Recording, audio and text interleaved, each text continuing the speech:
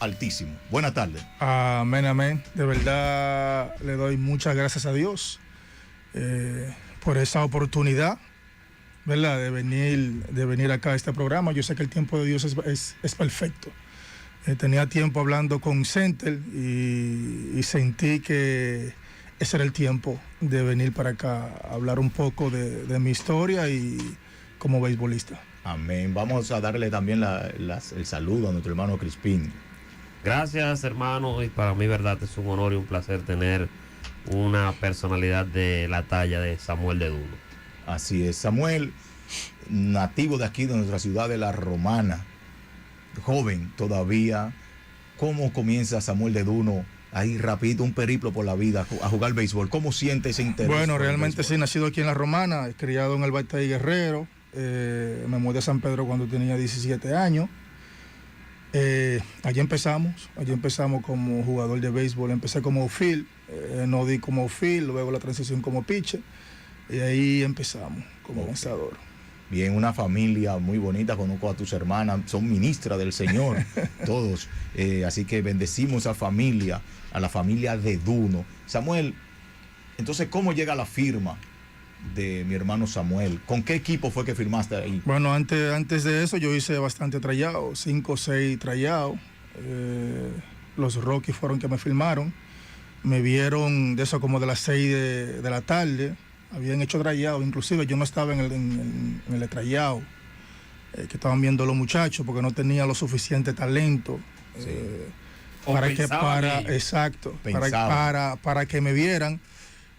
Con 19 años, imagínense, con 19 años en ese tiempo no había ninguna oportunidad para la cosa natural, pero en lo espiritual y el propósito de Dios era grande. El propósito de Dios es eterno. Bueno, está con nosotros también JL Marte y vamos a hablar de lo que pasó en el clásico, que no estaba ahí en la pieza. Todo eso lo vamos a hablar, pero vamos a darle la buena tarde a JL ahí. Buenas tardes para todos y para cada una de esas personas que siempre a esta hora están en sintonía con nosotros, con este programa Operación Deportiva, y para nosotros un placer poder tener con nosotros a un romanense, sí, Grandes Ligas, que participó en el Clásico Mundial, Samuel de Duno. Gracias. Bueno, Samuel, ¿cómo encaja, cómo viene Samuel surcando los pasos en las menores para luego llegar a Grandes Ligas? Pero vamos al paso. El bono. El bono. Pero el bono. Nosotros los dominicanos somos expertos calculando dinero ajeno. Pero ustedes van demasiado rápido. Primero, primero. Hablamos de la firma, hablamos de todo eso. Bueno, de la no hay problema, se puede decir. Pero se puede decir el bono también. A JL le gusta lo monetario. Sí, no hay problema. Yo no quería meterme en esa parte, pero ya que Crispín habla. No hay problema. Oye lo que dijo ella, que las mujeres son las interesadas, pero esos dos hombres que más hablan de igual. No hay problema. Sabe que en ese tiempo, ya con 19 años, con 20 años, lanzando 87, 86, y fue firmado por el pichón rompiente, la curva, que fue impresionante. Y el precio fue $4,000, pero esos $4,000 se convirtieron en mucho más. Estamos hablando del 87. No, en 2003. 2003, $4,000. $4,000, sí. Y ya ustedes saben que, por ejemplo, con el pelotero ya 19, 20 años. Ya a esa edad ya no hay chance. Exacto, tú tienes que estar tirando 96, 97, 98. Ser un fenómeno aquí en República Dominicana. Pero en otros países como Estados Unidos, peloteros que vienen de Cuba, que tienen 25, 26 años y tienen una gran oportunidad. ¿Para qué equipo firmaste? Rocky, Colorado. Después que firma para tu organización, háblanos del trayecto que recorres de ahí en adelante hasta llegar a Grandes Ligas. El trayecto no fue tan fácil, fue un poco difícil. Al principio yo pensé que era fácil, todo marchaba muy bien.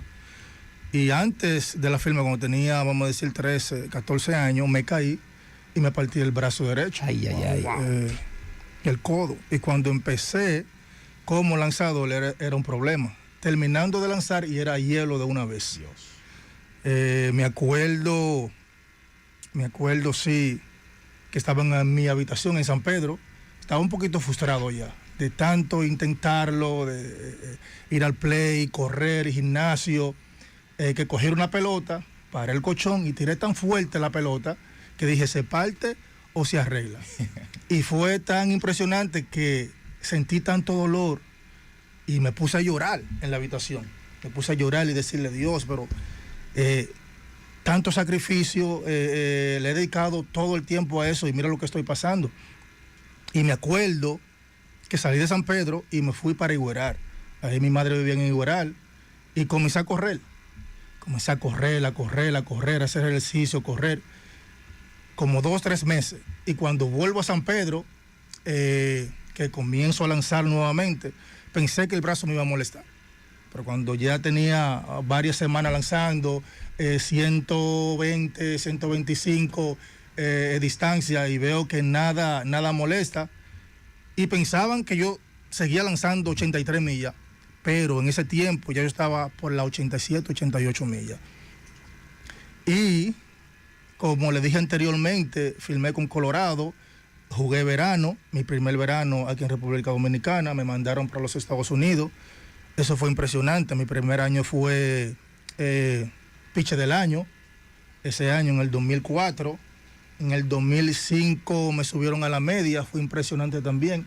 Empecé ganando 5-0, efectividad creo 0 puntos y algo, fue algo impresionante. Pero la cosa era que no tenía el peso indicado para subir de liga. Y yo pedía que me subieran de liga. Sí, porque tú eras delgadito. Muy flaquito, y me pedían peso. Y yo, bueno, si quieren peso, ok. Me puse a comer bastante, proteína, que era hamburgues, que era pizza, pero fue un error mío. Yo tenía como 176 libras, y de 176 libras, en plena temporada, subí como 220 libras. Y eso fue un error. Wow.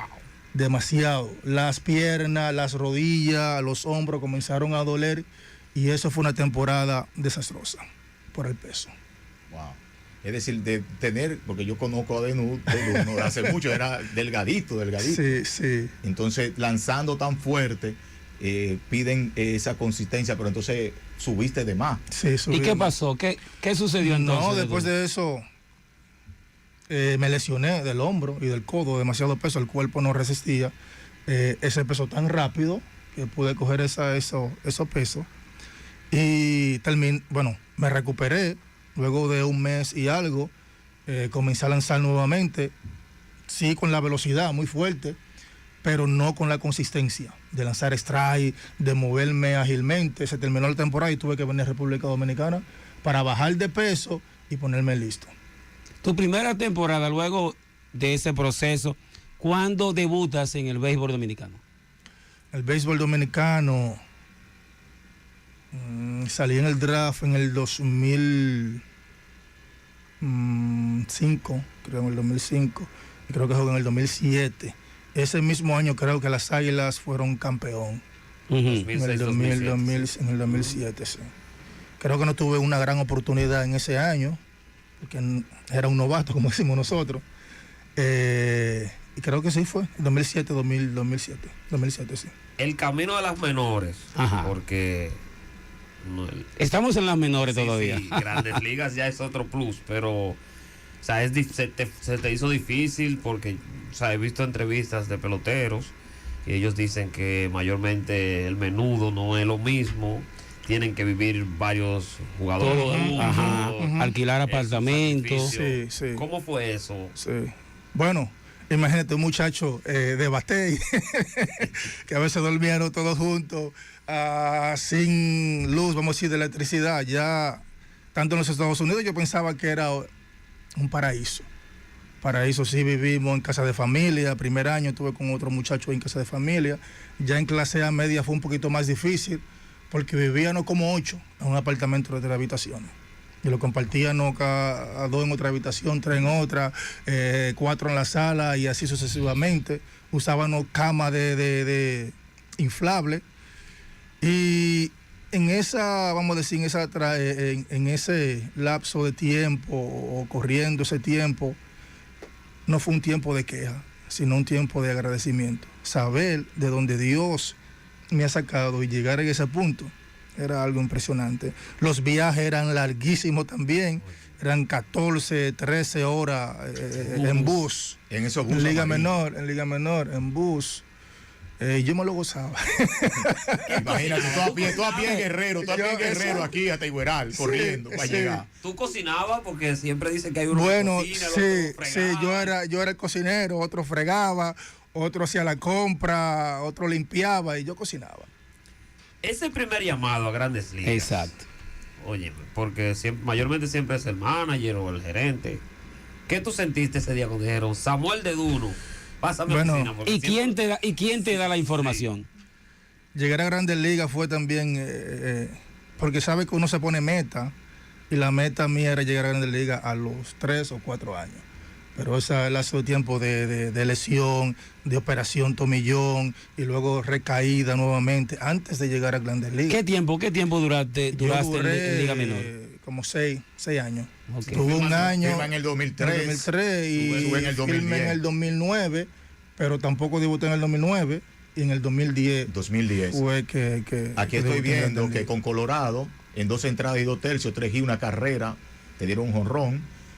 Ahí se fue ya llegando a las Grandes Ligas tomándote el cafecito. Sí, ese fue en septiembre. Y esa experiencia, como dijo Crispín. Exacto. y- ¿Quién te da? Esa alegría.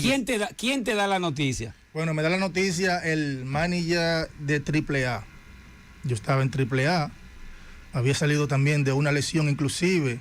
Yo empecé en AAA y recaí en una lesión, y el médico, cuando me chequeó, quería operarme nuevamente.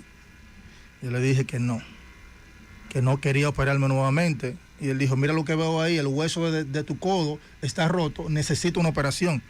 Yo le dije que no, que necesito de tiempo. Llamaron al gerente, llamaron al de Liga Menores, dijeron, mira, de uno está tomando esa decisión. Y el gerente le dijo, bueno, si él toma esa decisión, pues vamos a darle el tiempo que se requiere, pero sabemos que él se tiene que operar como quiera. La necesita. La necesita. Yo en ese tiempo, pidiéndole a Dios, haciendo lo que se tenga que hacer en el clubhouse, que paño caliente, muchísimas cosas. Y Dios hizo la obra. Gloria Dios a me sanó ese codo. Empecé a soltar nuevamente, inclusive más fuerte. Ahí en AAA, creo que solté, piché como 4 juegos. Y me acuerdo que lancé como 5 o 6 entradas. Y cuando voy de camino al apartamento, que me arrodillo. Le estoy pidiendo a Dios para que me subieran a Grandes Ligas. Yo arrodillándome delante de la cama, yo pongo el celular en la cama pidiéndole a Dios, y el celular suena. Wow. La Orando, el celular está sonando y yo con los ojos cerrados, pero no quiero coger el celular porque estoy conectado con Dios. Pero algo me dije, coge el celular, que esa es la respuesta Gloria. que tú estás recibiendo, la respuesta que vas a recibir. Y cuando cojo el celular me está llamando el manager de AAA. Me dice, Samuel, ¿qué está haciendo? No, estoy aquí en el apartamento, mira, tienes que ir a Grandes Ligas. Y fue algo impresionante. Wow. Todavía en ese tiempo la AAA estaba en Connecticut. No, estaba en Colorado Springs. Ok, porque en Connecticut está ahora, creo que la AAA, ahí en Hartford. En Hartford, Sí, en en Hartford. Hartford, sí. Tu debut, enfrentaste 2 bateadores, un tercio, un hit, y no solamente lanzaste 5 episodios. ¿Te Pero- acuerdas a qué bateador enfrentaste? Claro, tú sabes que eso nunca se olvida. Háblanos de ese momento. Eso no se olvida. Háblanos Creo de que- ese momento y creo ese que ese primer bateador que te tocó enfrentar en Grandes Ligas. Sí, creo que metieron 5 gente, creo, en segunda, algo así. Y fue Matt Kent, el outfielder. ¿Te acuerdas, de los- Crispín, de los Matt Kent? Dodgers, Matt de Kent. los Vino Dodgers, aquí, sí. jugó con las estrellas y De los en el draft Dodgers. con el Licey. Sí, lo metiendo strike, y luego le tiré la curva y me dio un hit por el centro del terreno. Pero antes de tú debutar, tú debutaste como relevista en el bullpen. Tú estás ahí de uno a calentar. ¿Qué sentiste en ese momento? Cuando... No, tú sabes que es impresionante cuando tú estás en un estadio que, vamos a decir, 47,000 personas, 40,000 personas, primera vez. Realmente uno siente mucha emoción. Mucha ¿No emoción. sentiste presión? ¿No te Uno sentiste- siente presión, claro que No. sí. Nervioso. un Nervioso, presión, pero gracias a Dios salí victorioso. De uno jugar en el béisbol, ya jugaste Grandes Ligas. Háblanos de tu debut en el béisbol otoño invernal, que es un béisbol difícil, una fanaticada exigente. ¿Cómo te trató los fanáticos acá en el béisbol dominicano? En el 2009 fue que debutó. Que es un béisbol difícil, un béisbol bien duro. Bueno, aquí la pelota dominicana, digo yo, que yo no le prestaba mucha atención a los fanáticos. Yo iba a lanzar, a pichar, sabes que ellos son fanáticos, vocean, dicen muchísimas cosas, pero la experiencia, tú pichar en tu país, ¿sabes? Y aportar algo no solamente al país, sino también a la organización de las Águilas, y ganar en el 2017, 18 creo que también ganamos, fue algo impresionante. ¿Te tocó enfrentar a los Tigres del Licey? Muchísimas veces. Mira, me impresiona ahí. Muchas veces. En el 2009, 13 entradas y 2 tercios y 21 ponches. Era muy ponchador de Duno. Sí, eso. La curva. Siempre me decían que ese era mi mejor picheo y yo así lo veía. De Duno, ¿tuviste algún inconveniente con algún compañero en Grandes Ligas? Porque siempre dicen que los caballos siempre a los novatos. Novatos. Límpiame los zapatos. Siempre hay uno que te acoge también. ¿Tuviste a alguien que te acogiera? No realmente tuve problema. Cuando llegué a Grandes Ligas, Ubaldo Jiménez ya estaba ahí. Ok. Ubaldo era caballo en ese momento. Con los Rockies y siempre, bueno, inclusive mantenemos la amistad. Me acogió muy bien. Todo, se encargaba de todo ese hombre. Te sacó Me sacó, sí, claro que sí. Un tiempo en San Francisco que me llevó a una tienda ahí de traje, me dijo, coge eso, y yo con vergüenza, no, eso está bien, no, coge esos zapatos, coge eso, claro que sí, él me acogió muy bien, Ubaldo Jiménez. Háblanos de... Jugaste para varias organizaciones. Rockies de Colorado. Sí, Colorado, San Diego, Minnesota, Houston, el último año Baltimore, pero no tuve la oportunidad de jugar con ellos por otra elección. De esos lugares que te tocó jugar, ¿cuál fue el más difícil y cuál fue el más fácil? Porque siempre hay lugares que son como difíciles, incómoda la temperatura. Bueno, en el 2014 en Chicago, White Sox, fue difícil. Tuve una salida muy difícil porque ya a principio, ya en marzo, no, en abril, cuando empezó la temporada fue un poquito difícil. El frío que hacía ahí, yo creo que tuve pichando como 2 tercios. Empecé y saqué solamente adobado, di como 3 bases por bola y fue muy difícil por el frío. ¿Eso fue en Colorado? No, eso fue en Chicago. En Chicago. Sí. La ciudad de los vientos. Sí, Chicago White Sox. Jugaste también con Houston, Minnesota y San Diego. Sí, San Diego. Bueno, en Minnesota en el 2013, porque vamos a hablar del clásico. Sí, del clásico. Vamos a hablar del clásico mundial. 2013, esa fue una temporada especial para ti. ¿Qué sintió Samuel de Duno cuando lo llaman que va a representar su país en el clásico mundial y que fue entonces, que no estaba quizá en el papel, pero cuando recibe esa llamada y fue el héroe del clásico mundial del 2013? Uno de los héroes. No, fue impresionante. Yo tuve buena temporada aquí en invierno, en el 2012. Me acuerdo, inclusive fuimos a los playoffs contra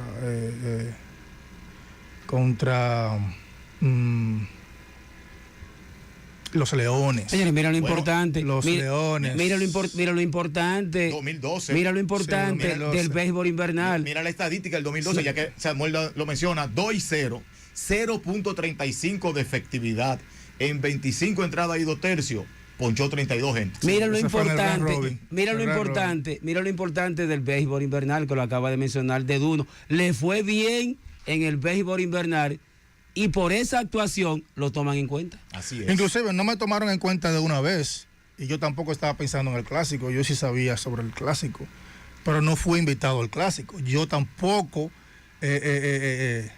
tenía como esa oportunidad de ir al clásico tampoco. Sí. Y cuando me voy a los entrenamientos allá con Minnesota, creo que varios pitchers dominicanos no deciden ir al clásico por cuestión familiar o cualquier otra cosa. Y Moisés llama al manager y al gerente de Minnesota para el permiso mío.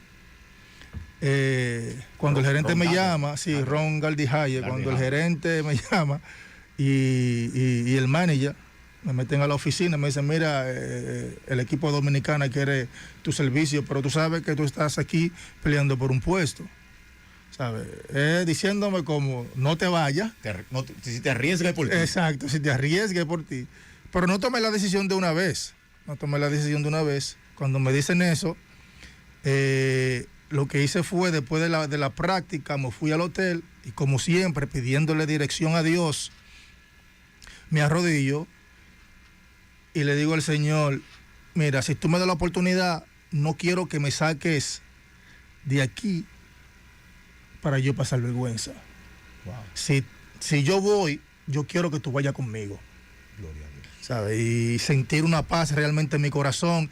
Y luego le digo, mira, yo sí voy al clásico a representar República Dominicana. Y el manager dice, bueno, si tú te vas, yo quiero que ellos te utilicen como abridor para nosotros darte seguimiento. Wow. Ellos Y esa fue mandaron la la decisión. línea ahí. Que se Exacto. usen como abridor para el equipo de Minnesota darte seguimiento. Exacto. Sí. Y ese año, de Duno se ganó un puesto en la rotación de los mellizos. Sí. Tuvo 8-8, 3.83 de efectividad, abrió 18 partidos, 108 entradas, 105 hits, 46 carreras, 41 bases y 67 ponches. Una de tus mejores temporadas en Grandes Ligas ese año. Parece que hay alguien que quiere saludar a Samuel de Duno. Buenas tardes. Buenas tardes, chicos, bendiciones. Amén. Alejandro Center. Alejandro Center.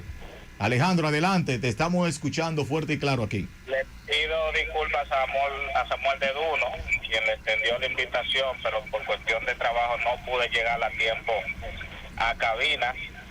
Mi pregunta es la siguiente. Samuel de Duno, en el Clásico Mundial del 2013, llevaste el nombre de Dios primero en tu franela, el nombre de tu familia y el nombre de la República Dominicana. ¿Qué sentiste en ese momento en la cual Dominicana se pudo obsequiar campeón del Clásico Mundial? En todo lo que yo voy a hacer, yo pongo a Dios primero. ¿Sabes? Reconociendo la grandeza de Dios, reconociendo que sin Él nada se podía hacer. Y representar a República Dominicana fue un orgullo tremendo para mí, representar a mi país, representar a la bandera. El mundo entero viendo el juego del Clásico Mundial, eso fue algo impresionante, eso fue algo que me llenó de orgullo, pero un orgullo del bueno. Y sabiendo que no fue mi fuerza, no fue la fuerza tampoco del equipo de República Dominicana, sino fue el favor de Dios. Y todos los muchachos que estuvieron en el Clásico, que estuvieron en ese clubhouse, siendo cristiano o no cristiano, ellos reconocen que no fueron las fuerzas de ellos, que fue la fuerza del Señor. Invito, ganar 8-0 en un clásico tan exigente, donde están los mejores jugadores del mundo. Eso fue Dios que hizo todo eso. Bueno, tus números, perdón que te interrumpa, fueron impresionantes en el Clásico. En 3 aperturas, 2-0, 0.69 de efectividad, 17 ponches en 3 entradas lanzadas. Ahí mismo se ganó. Más épico de lo que yo he visto en el Clásico Mundial al boricua, que los boricuas no te perdonan ese ponche. No, después de ahí me enfrenté varias veces a Pagán también en Grandes Ligas y todo normal. Samuel, tú que estuviste ahí en el equipo dominicano que fue campeón, para ti, ¿cuál fue la clave para que República Dominicana tuviera ese campeonato y por qué no hemos tenido éxito en los otros clásicos? Pero la clave todo el mundo lo sabe, eso no es algo que no sabe, que la persona no sabe. Ahí tenían un Santiago Casilla, lanzador de San Francisco, los Estados Unidos. Ese muchacho ganó como 3 o 4 series mundial, campeón de serie mundial, un hombre de Dios. Y cuando ese muchacho se plantaba a orar en el clubhouse, era algo impresionante. Wow. Había una mezcla espiritual ahí. Algo impresionante. Como dije anteriormente, cristiano, no cristiano, no importando que después esos muchachos se iban a hacer sus cosas, pero cuando ese momento nos reuníamos a orar, era todo unido. Inclusive en el último juego contra Puerto Rico, era algo tan seguro, que sentí esa convicción que estaba todo listo, todo seguro. Que me hacen una entrevista antes del juego, una rueda de prensa que estaba estaba Peña, el manager, y le preguntan a Peña sobre el juego de mañana. Peña dice, bueno, lo vemos mañana en el terreno de juego. Y cuando me preguntan a mí, yo digo, bueno, ese juego está ganado, lo vamos a ganar. Con esa certeza. Con esa certeza. Llamé a mi familia, a la iglesia, se pusieron en oración. Oye, y era tan seguro que iban a ganar ese juego, porque yo sabía que Dios tenía ya, exactamente, y que Dios ya tenía esa victoria. Del clásico inició en el 2006, Ajá. 2006, 2009, 2013, 17 y el 23. De los 5 clásicos, ese no ha sido el mejor equipo dominicano que hemos tenido, porque en el 2006 teníamos un equipazo, perdimos en semifinales de Cuba. En el 2009 nos eliminó Holanda en primera ronda. Holanda, en Puerto Rico. Sí. Y ese equipo del 2013 llegó como, ¿cómo te digo? Ricardo Nanita estaba en ese. Moisés Sierra. O sea, es que no es el talento. Habían varios jugadores del béisbol invernal, sí, claro, que estaban en ese equipo del 2013. No es el talento, el jugador no tiene carácter, no tiene disciplina, de nada sirve el talento. Y porque todos tienen talento. Y conocía su rol. Exacto. Ese partido de Estados Unidos, que ha sido una de las victorias más emocionantes que hemos tenido, ¿qué ustedes sintieron cuando el strike de Eric Aybar, que fue prácticamente en el suelo? No, todo el mundo se enojó, pero crédito a él que se mantuvo enfocado y luego el siguiente pichó dio una línea. Si tuviera de Duno que sacar un equipo para el Clásico Mundial, ya vemos que está el roster y que han excluido prácticamente a los jugadores del béisbol invernal. Incluiría Samuel de Duno algunos jugadores del béisbol invernal, como el caso de Junior Lake, entre otros, en este equipo dominicano. Bueno, tendría que pensarlo muy bien y ser gerente. Yo me reservo eso ahí porque ya República Dominicana sacó su roster y creo que tienen material ahí. Simplemente cada quien que se enfoque en lo que vaya a hacer. La armonía, algo importante, que no haya ego tampoco. ¿Sabes? Si el tercera base va a jugar, si el sobre todo va a jugar, si el lanzador, simplemente la unión. No trae problema en un equipo de Duno tener tantos caballetes. Bueno, en los dos clásicos que yo tuve no creo que hubo ningún problema en el clubhouse ni nada de eso. Simplemente no se dio en el 2017.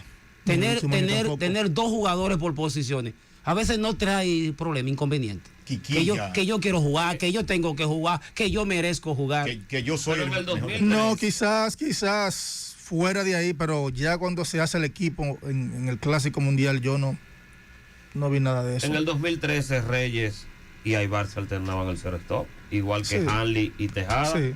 Aunque en ese 2013 Hanley salió por lesión, una lesión en el dedo. En el dedo pulgar. Y después siguió Tejada jugando en tercera base. ¿Cómo ve de Duno ya, para ir cayendo al finalizar esta entrevista, este Clásico Mundial y en qué posición da a nuestro país, República Dominicana, como dijo J.L. Marte? Yo voy a República Dominicana, yo voy a mi equipo, todo el talento que tenemos, los lanzadores, los jugadores de posiciones, todo es algo increíble. Que da pena de Duno que un país como el nuestro, que después de Estados Unidos, el mayor productor de peloteros, no tengamos un estadio que se pueda jugar béisbol de Grandes Ligas. Y que no podamos todo su tiempo.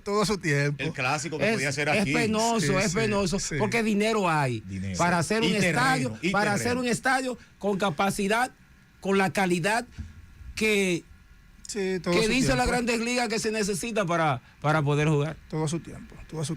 De Duno, el bateador más difícil que enfrentaste en tu carrera. Bueno, Arian Beltré fue uno. Mm. Ese me dio mi par de palos. Adrián Beltré. Enfrentarse Arian a Beltré, no creo que lo haya enfrentado. Derek Jeter lo enfrenté, a Big Papi creo que fue en Spin Trainer, pero a Alex Rodríguez no. Está difícil, Jeter. No, porque ya Jeter ya estaba en su retirada y cosas es así. un declive. Sí. ¿Está de Duno trabajando para alguna organización de Grandes Ligas? Sí, tengo ya, ese va a ser mi 6º año trabajando con la organización de los Rockies de Colorado. Si te ofrecen de Duno para trabajar en el béisbol invernal, dirigir algún equipo, ¿estaría de Duno en disposición? Claro, ya varios equipos me han llamado para alguna posición, pero los Rockies aún no me han dado el permiso. Creo que este año sí me pueden dar el permiso. Algunas organizaciones sí me llamaron, pero no pude. Trabaja con los estar. muchachos jóvenes en cuanto a desarrollo del picheo. Exacto, sí. Samuel, De Duno, con relación a los bonos, que veo que hoy en día se dan unos bonos muy exagerados. ¿No crees tú que esos bonos tan altos, a veces en vez de ayudar al muchacho, lo daña. le tronchan el camino? No, eso es maravilloso que le dieran un bono tan grande a los muchachos. Eso me encanta. Que le dieran sus 5, sus 6 millones, sus 8, sus 10. Claro que sí. No le quita como De motivación. No le De quita. Duno no cae engancho. Oye, De pero Duno no cuando cae yo de Duno no jugaba, cae engancho. oye, cuando yo jugaba en el 94, 95, yo decía, Sabroso. hasta por un picapollo. yo De firmo. Duno, Claro. de Duno no cae No, engancho. no, lo que pasa no es que- cae engancho de Duno. Sí, hasta por Hay un picapollo mucho, yo firmo. tú sabes que a veces uno se convierte en psicólogo de esos muchachos, no solamente cuestión de práctica y esa cosa, es hablar muchísimo con esos muchachos. A veces esos muchachos se enfocan simplemente en firmar un contrato, pero ellos no se enfocan en que la meta es Grandes Ligas. Y cuando le dan un bono tan grande así, imagínate, un muchacho de 17 años, 16 años que le dan 2, 3 millones. De dólares. De Duno, que De tú me la dólares. De venir de precariedad. Sí, tenerlo sí, todo bloqueado. luego tener un carro, una casa y eso. Se le olvida. Se le olvida muchísimas cosas. De Duno, ¿qué tú me le aconsejarías a estos muchachos que al igual que tú, Esa era la pregunta. firmaron tarde, tú Tarde. firmaste a los 19, y hay muchos muchachos que todavía están practicando, que ya pasan de los 17 años, que es la edad de ahora mismo que se requiere para los muchachos, 16, 17, si pasan de ahí ya están viejos, pero hay muchos que todavía tienen la esperanza, que tienen 18, 19, que todavía están practicando. El consejo de Samuel de Duno para esos muchachos. Creer Solamente creo. creer en Dios y creer en ellos mismos, saber si tienen talento o no tienen talento. Porque si tienen 19 años y si tienen 19 años tirando 93, 94, 95, yo creo que tienen oportunidad y tienen talento, pero con 19 años tirando 83, 84, sabemos que no hay talento, eso es relativo. Ok, ya para terminar, ya tenemos que ir terminando este programa. Ese consejo que le da Samuel de Duno, siempre te vimos con tu cabeza bien amueblada en el béisbol, pero que muchas veces ellos son los que se buscan la lesión. Dale un consejo a través de Operación Deportiva e informativa a esos jóvenes. Sabe que el mundo va a estar ahí, la calle va a estar ahí, y nosotros no tenemos esa fuerza, ningún ser humano ha tenido esa fuerza de quitar la calle ni de abaratar la calle. Pueden hacer todo lo que tengan que hacer y como quiera la calle va a estar ahí. Un principio y algo muy importante es buscar de Dios. Buscar de Dios, entregarle su vida al Señor y ponerlo todo en la mano de Él. Porque sin Él nada pasa y con Él todo pasa. Así es. Si Gripín quiere hacer la última pregunta Está también. bien, ya. Bueno, entonces gracias a nuestro hermano y amigo Samuel de Duno, ex Grandes Ligas, trabajando para la organización de los Rockies de Colorado, por haber estado con nosotros en Operación Deportiva e Informativa por Tiempo 100.7 FM. Gracias, Samuel, de corazón, por hablarnos de esa experiencia, tanto de Liga Menor, de las Grandes Ligas y del Clásico y también de la Liga Invernal. Levanta tu mano derecha ahí y promete que volverá Claro que sí. a Operación Deportiva e Informativa. Ya Claro lo que vi. sí, gracias a ustedes, gracias. Sí, Gracias. hermano. Para Tiempo 100.7 FM, recordar la mejor noticia plasmada en la palabra del Señor, en el Salmo 27.1. Jehová es mi fortaleza, Jehová es la luz de mi rostro. ¿De quién temeré? Mantenga la sintonía, porque por ahí viene un programa interesante para ustedes. Operación Deportiva e Informativa, JL Marte, Edgar Moreta, Crispín, Samuel de Duno, Gracie, Alejandro Center, y este es su servidor Edu Ciprián. Bye bye.